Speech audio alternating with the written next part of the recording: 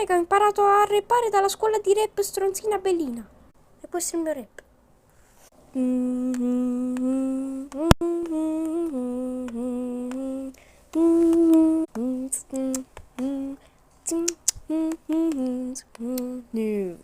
Cioè io sono un pupazzo scemo, 100% scemo certificato. Non ho sbagliato. Sono meglio di Cristiano Ronaldo. E quando mi guardano tutti si sbagliano. Io non sono scemo.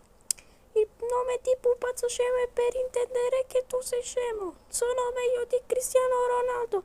Adesso stati zitti e fammi spazio perché sto arrivando. Faccio il camionista, a volte tassista. Mi piace fare l'autista, ma non vado mai fuori pista. E poi mi sono scordato le rime, quindi questo episodio finisce con una bella danza.